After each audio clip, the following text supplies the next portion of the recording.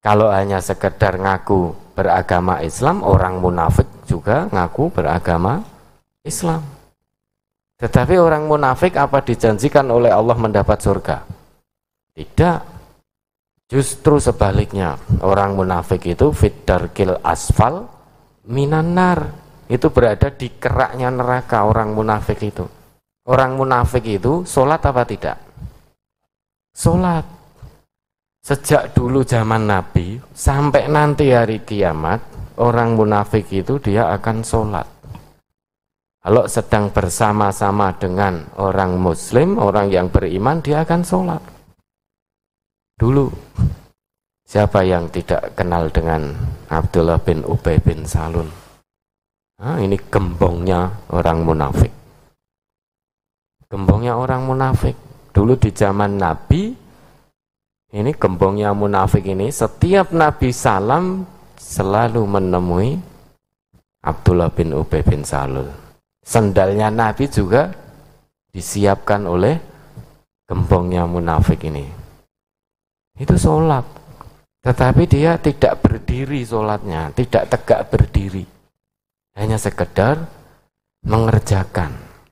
Hanya sekedar mengerjakan. Biar selamat. Jadi orang munafik itu betul-betul bermuka dua, rono gelem rene gelem. Rono gelem rene gelem, itu orang munafik.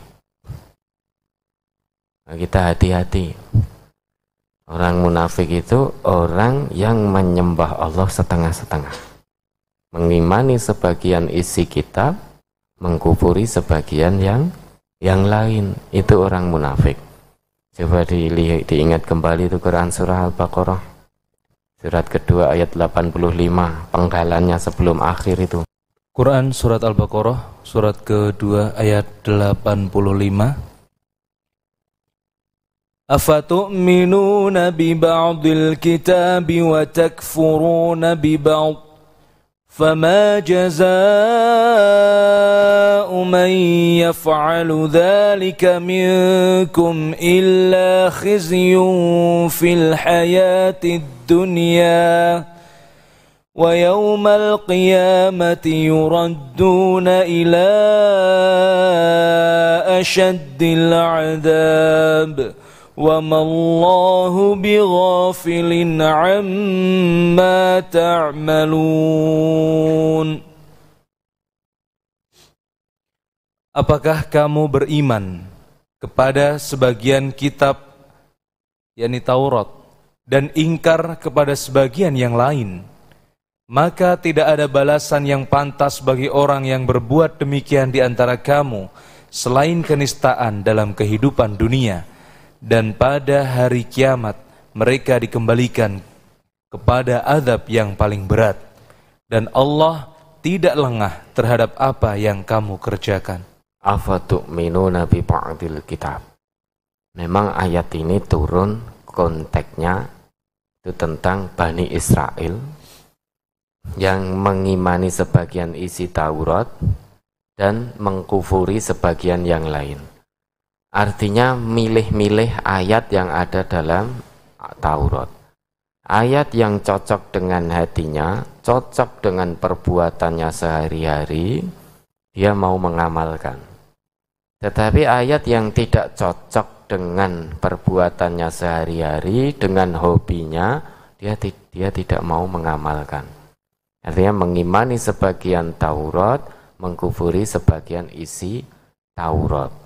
Memang konteks ayat ini berbicara tentang Bani Israel.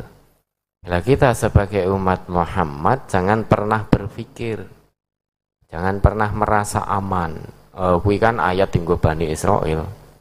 Itu kan ayat berkaitan dengan Taurat. Memang kitab suci Quran, itu kan ayat berbicara tentang Taurat. Kita jangan sampai pernah punya pikiran seperti itu. Karena laisatil ibrah bi khususis sabab wa innamal ibrah bi umumil lafaz.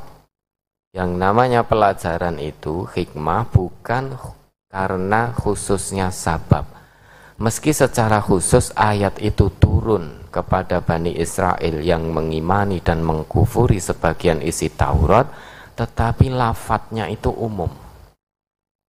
Jadi lafadznya itu umum. Lah kita umatnya Nabi Muhammad, kitab suci kita Al-Quran, kalau kita juga milih-milih ayat, iman sebagian, kufur sebagian, sama persis keadaan kita dengan keadaan Bani Israel, sama persis, tidak ada bedanya.